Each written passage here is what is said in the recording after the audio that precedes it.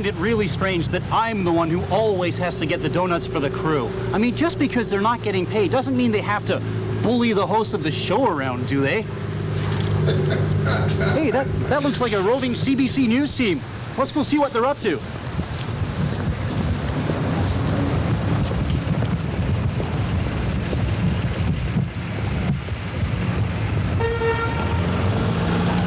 Hey, what are you guys doing around these parts? Oh, we're looking for Mo Sahoda. Did you see him come this way? No, but I did see Pamela Wallen panhandling out on Davie Street on the way here. Nah, we need somebody more newsworthy than her. Hey, are those donuts you have in your hand? Yeah. Yeah, they are. I haven't had a donut since they wrote them out of my contract.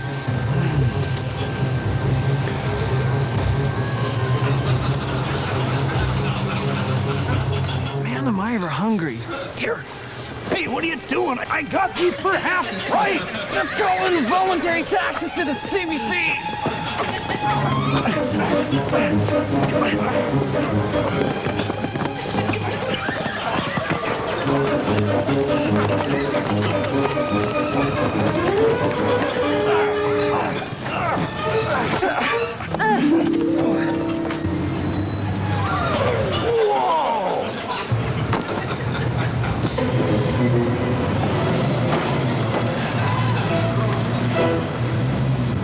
Aw, man, what's the crew gonna say about this? They haven't been fed in months. Anyway, we gotta get going. We have to make it seem like we actually do something. Actually, I'm running a bit late for the show. I'll see you guys around. I think Mo went down this street. Oh, man, and the show hasn't even started yet. I'll see you guys back up at the apartment.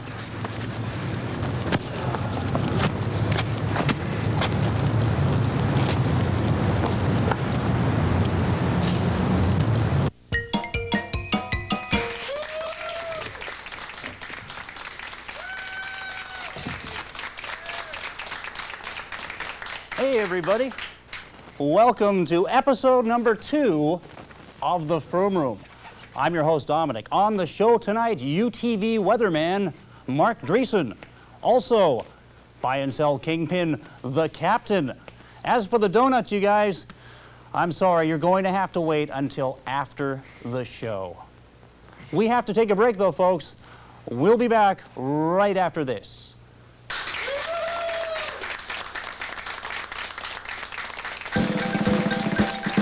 If you could say anything directly to the Canadian government, what would you say? Boy, that's a tricky one, but I guess more parties. No taxes. Lower taxes. To try to get rooted into reality a little bit and try to practice what you preach. Well, let's go with the future. You know, we need some jobs, and we're not looking ahead. People are like numbers, and they got a heart and soul, you know, and they got dignity, self-respect, and we got a lot of con men doing very well in this country and the USA. They'll always do well. Let's look after the rest of us. If you could say anything directly to the Canadian government, what exactly would you say? Get rid of the GST. Get rid of the GST. We've had enough years of this tax. The standard of living is just getting too high. Welcome back to the show, everybody. Still to come on the program, UTV weatherman Mark Driesschen, along with buy and sell Kingpin, the captain.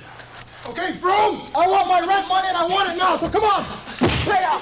Hey, look, everybody, it's Mr. Fink, the landlord of the building. Listen, Mr. Fink, I haven't been able to raise the money yet. What do you mean you haven't been able to raise the money? No, then pack up. That's it. Because ever since you started bringing in all this crazy equipment, you've been scaring away all my tenants and everything. No more. I want my money. Well, okay, how about a deferred payment? You know my credit's good. Oh, your credit's good? Yeah, your credit's good. Last time I phoned the bank to check on your credit, they hung up on me. That's it. Okay, Mr. Fink, there is one way I can pay you. I've taken emergency measures. Oh, really? I don't know, what might that be? In my hand, Mr. Fink, I'm holding a 1-year, all-you-can-eat VIP pass to the Greasy Spoon restaurant. Really? Yes, and it's featuring free dinner every night. featuring the latest in contemporary cuisine. Go on, go on. Well, you could always try their deep-fried bacon burgers. Deep-fried bacon burgers. Or how about your choice of pork rinds, sautéed in butter? Sautéed in butter? If you're really hungry, you could even try their Grand Slam cheese soup. Cheese soup! Cheese soup! Oh, I love cheese soup! Oh, I got a passion for cheese! Featuring 10 different kinds of cheese, Mr. Fink. 10? Oh, Romano, Parmesan, Gorgonzola, Cheddar! Oh, cheese! No more R's, I gotta have it! I gotta have it! What do you want for it? Well, a couple of months free rent would be nice. A couple of months free rent? Are you crazy? Oh, hey, look, I could always give the pass to Ernie. You know, he does have an immense passion for guacamole pate. Guacamole schmate, that's my card and I'm taking it. Baby, dinner's on me. Oh, and don't worry, Mr. Fink. I'll know where to forward your mail. Man, was that a close call. We gotta stop that guy from barging in here like that. I mean, so what if he owns the building? And I'm telling you folks, every time I see him, he weighs at least 20 more pounds. I think it's time to move on with the show, though. Ladies and gentlemen, if you saw the first episode of The Froome Room, then you'll remember the Great Gamma. Unfortunately, things didn't go quite as planned. In fact, we have a clip from the last show. Guy in the front, why don't you get yourself a real guest on your show? What are you doing? Are you trying to ruin me? This wasn't in rehearsal. Security. What are you doing? Security! Anyway, the guy playing Gamma became so enraged that he actually trashed the lobby of the apartment building. Luckily, the police were on hand quickly to arrest this nutbar. Only through the goodness of my heart, though, did I decide to bail this Fruit Loop out of jail with a post-dated check. And thus, to pay me back, standing by at beautiful Nat Bailey Stadium, a man also known as Timmy Tubesteak will attempt to set a new Nat Bailey Stadium hot dog eating record before the end of tonight's show. Timmy Tubesteak, are you there? Yes, Dom, I'm here. And it's great to finally be out of the joint. I almost forgot what real hot dogs taste like. Now, Timmy, you do realize that you have to set a new record if you want to stay out of jail. Well, how many hot dogs are we talking about? 20? 30? Or what? Actually, Timmy, we're talking about 177 hot dogs. You're looking at the first plate. 177? Are you nuts? That's twice my body weight. Now, Timmy. We wouldn't want to see that post-dated bail check mysteriously bounce now, would we? I'm sorry, Dom. I'll do anything. Actually, I'm pretty starving right now.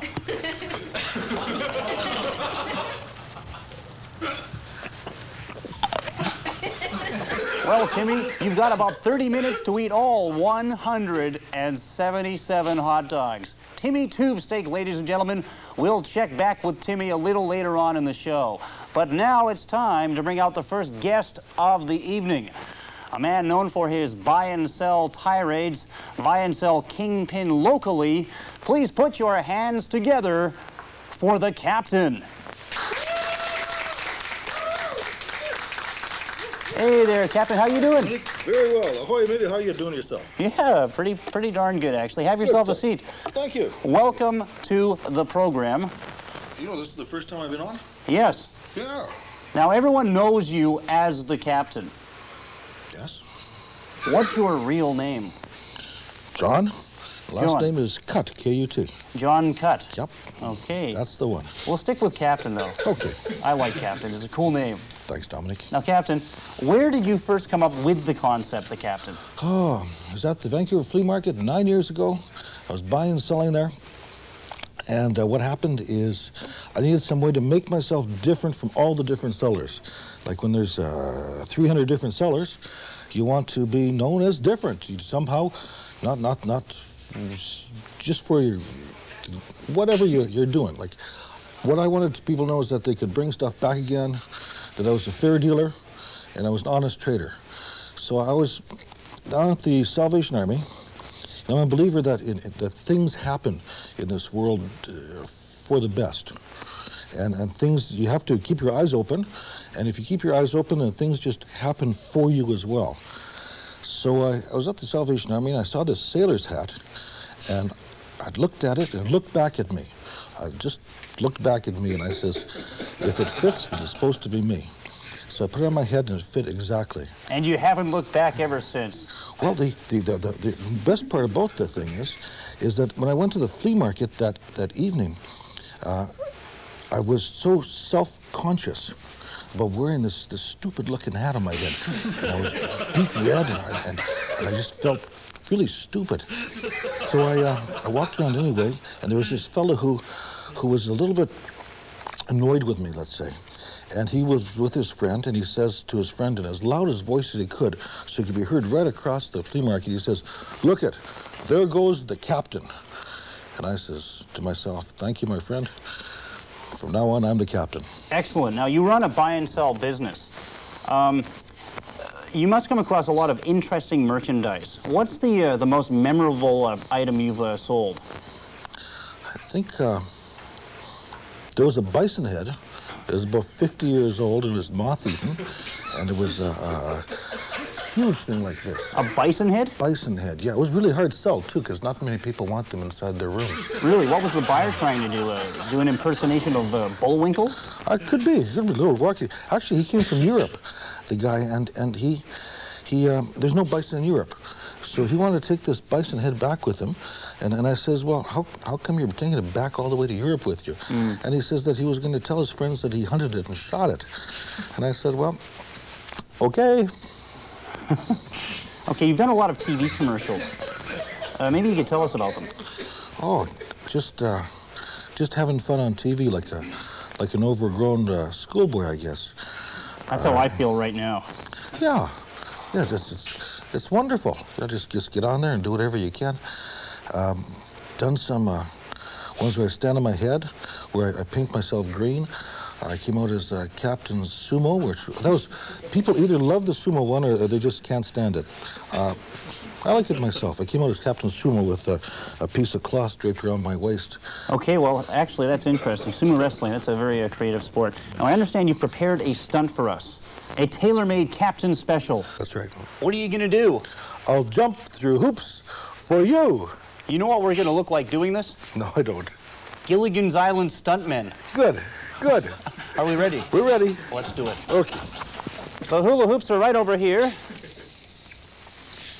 Now, what we're going to need, actually, is a drum roll for the captain. A drum roll, if possible. Are you ready, sir? I'm ready. The drum rolls are flying. Take it away.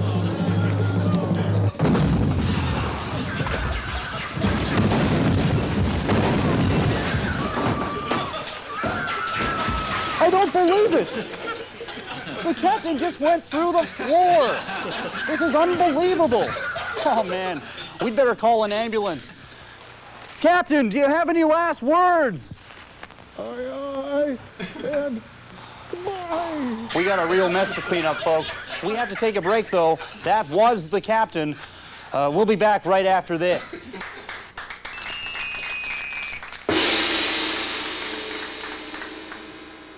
Sir, what is the craziest thing you will do for a loony? Well, the craziest thing I'll do is I'll sing "Oh Canada" like Pavarotti. Ready? We're ready. Let's break it down. Everybody, time for the Canada National Anthem. Oh, Canada.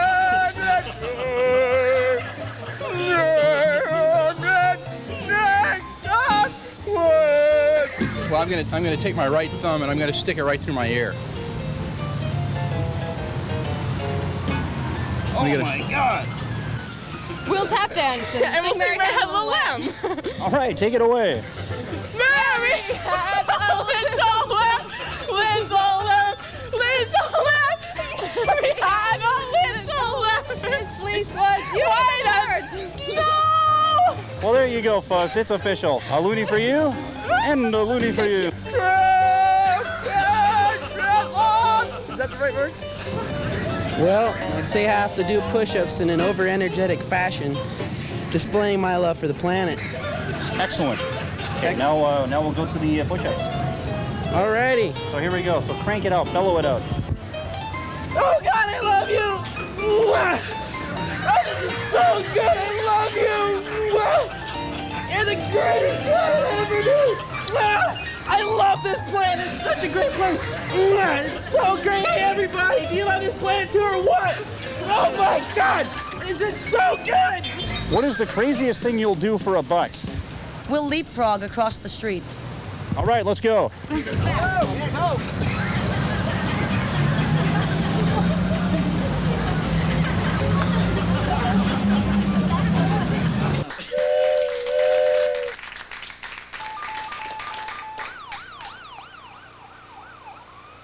Welcome back to the show, everybody. Still to come on tonight's program, UTV Weatherman. But now it's time to check in on Timmy Oh my gosh.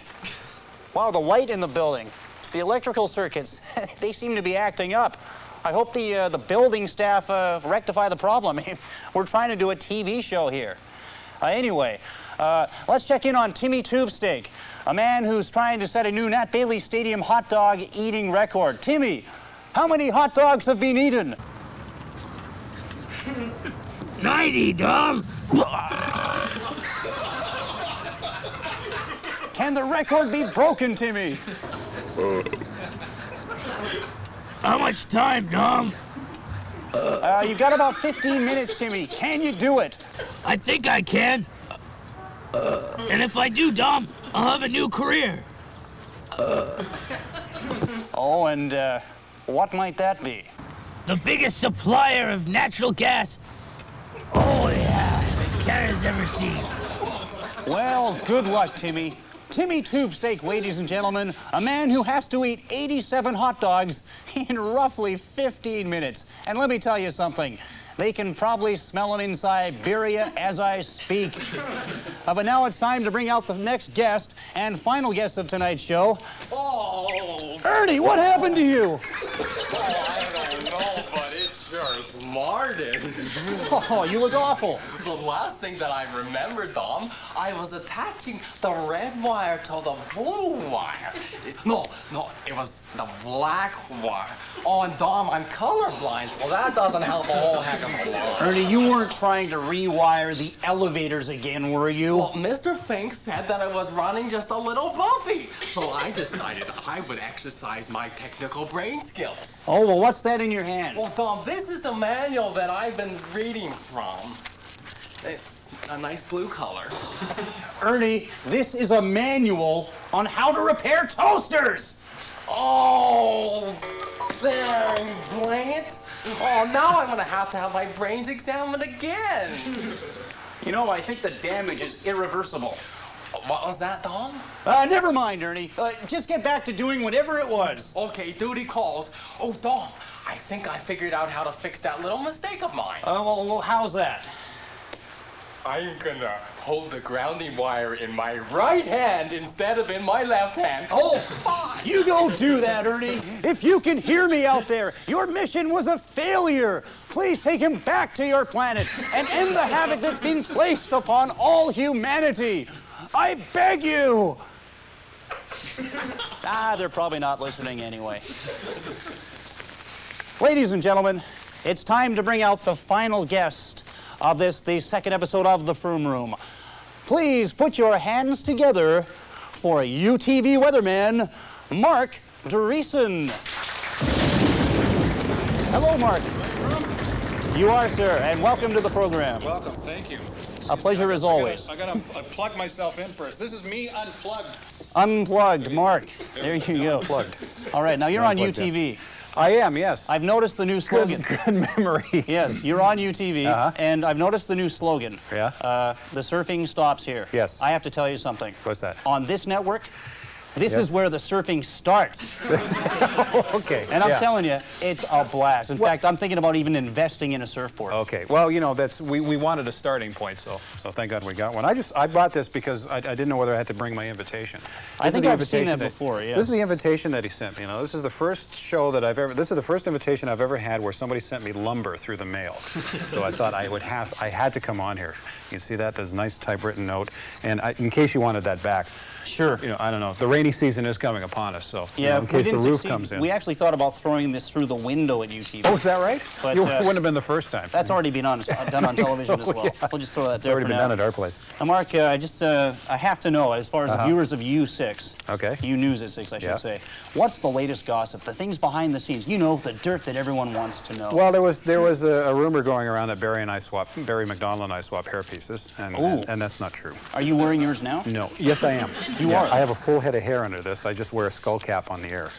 Yeah, just to keep the persona. You know, see, Willard Scott can't really make up his mind, so I thought I'd be a pioneer and a trendsetter. Willard Scott is nuts. Yeah, I know. Yes, but no, we're a pretty boring bunch down there. We're a pretty normal group of people. So to tell you how normal I am, I just came from a garage sale, and then after this, I'm going to Costco. You know, that's the life of a glamorous TV person. That's awesome. Now, it's obvious, though, that attaining a career as a TV weatherman is incredibly difficult. Not as difficult as you might think. Well, okay. Bear with me, though. Okay. I was wondering, though, if you might have some tips on how to become a weatherman. Well, I got a couple anyway. I mean, well, first of all, you have to have good pointing skills. Okay. Pointing skills. Pointing skills, yes, because you're pointing a lot, right? You know, you're pointing at this, you're pointing at a system here, you're pointing at a city there. So just, you know, you can start with a basic point, you know, something like that. And then after a while, as years go on, you can get into more, you know, you can expand on your hand gestures. I see. You know, you do so that. It's kind of like the royal wave. Something like that, yes. So you could start, usually first or second year weathermen kind of start with a point. And then the guys who have 5 or 10 years experience start doing this stuff. You know, I see. Start pulling this along, or here comes the front. There they. Yeah. A high pressure ridge. Yeah, high pressure ridge would be something like this. You know, another front here, and then when you get this one done, that means you're a pro. You're a pro. Yeah, you're a pro. So good hand gestures are good. Also, never ever use the following words. For the following words or phrases, exclude them from your vocabulary forever. Absolutely, guaranteed, trust me, positive, for sure, and 100%. I like the trust me one. Exactly. Never, you know, I'm not going to fool anybody. Don't trust me, you know, or you can trust me on occasions, but you never say positive or 100% guaranteed for sure. This must be the toughest time of year, too, for a weatherman, too, the way the weather is so sporadic. Yeah, well, you know, in August, you know, the neighborhood children would taunt me and throw vegetables at me, but, you know, September, we're making up for it. Well, it's a good thing they're back in school. Yes, I think so. That's all I can say. And also, there's 2 basic rules, too, for weather forecasting here in the Vancouver area. I mean, if you can't see the North Shore Mountains, it's raining. When you can see the North Shore Mountains, it's not raining. That's it. So I told you, it's not as difficult as it looks. Okay. Thus far in your TV career, what is the most embarrassing thing you've ever done on camera? Oh, gosh. Most embarrassing thing I've done on camera? And don't say the Froome room. No, I would never say that. Well, there's been several embarrassing moments. One where I was filling in for a midday talk show in Winnipeg, and a guest didn't show up. And I had to kind of do the song and dance there. And also, I think another most embarrassing moment was the time when, on the same show, we had a guest come on, a guest who was going to show us how to make a dessert. And this guest apparently, you know, I thought, well, there's a long cooking segment. We're going to give him 12 minutes, let's say, maybe. And the guest showed up, and she was from the people who write that series of cookbooks, Company's Coming. You know, so she made this dessert. Well, she already made the dessert. I thought we were going to make it from scratch. You know, like, you know, throw the flour in the bowl and mix up the batter and throw in the eggs and pop it in the oven. I figured, you know, 12 minutes we'll make a cake. She had already made it, so I said, well, what do we have left to do? Well, all we had left to do is put on the icing, which she already made before the show. So slap, slap, slap, on goes the icing. That's going for 30 seconds. I go, okay, so I figure, oh, maybe we've got a couple of minutes left or something. I turn and look at the floor director, and he's giving me this. We have 7 minutes to kill. 7 minutes. 7 minutes, and we've already made the dessert. Right now, we've got about 20 seconds. Well, you're laughing. It's a fast-paced show, but before you go, Mark, I do have a gift for you. Oh, you do you? It is a Froome Room mug. You're kidding. You guys got mugs too? Yes. Wow. And on the other side it is Sun Lord. Oh, man. Because that's who you are, Mark. Well, thank you very much, Dom. This was terrific. Thanks. And may your morning coffee never be the same. Well, it will never be the same. So keep sending out that lumber and best of luck. You betcha. Okay, thanks, Dom. We have to take a break. This is the Froome Room, though. We'll be back right after this. Mark Driesschen, ladies and gentlemen. Thank you.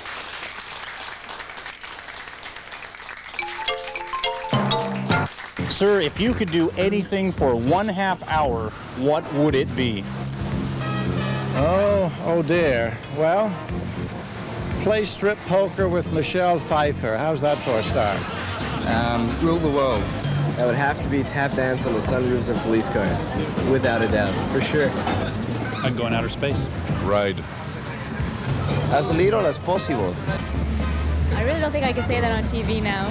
If you could do anything for 30 minutes, what would it be? I'd bring an eagle out onto Robson Street and do some healing with it. 10-4. Okay. Now look at my scratched up palm. It's all cleaned up. Free fall. 30 minutes of free fall. I dance.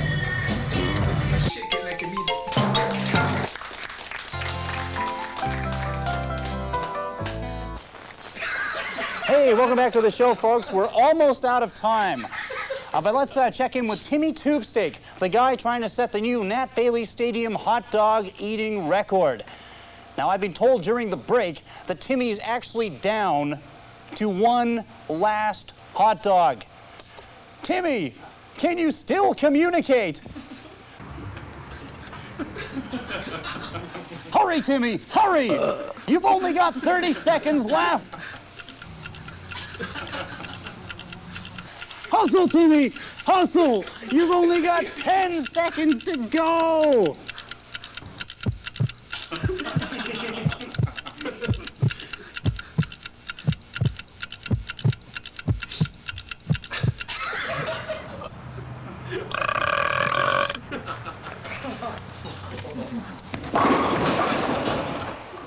Oh, I'm sorry, Timmy. You're all out of time. Do you have any last words to the free world? I'm going to Disneyland. There you go, ladies and gentlemen, Timmy Tubesteak. And that concludes this episode of the Froome Room. I'm your host, Dominic. I'd like to thank UTV weatherman Mark Driesschen, along with buy and sell captain, the captain. It's the end of the show, folks. We'll see you soon. Good night, everybody.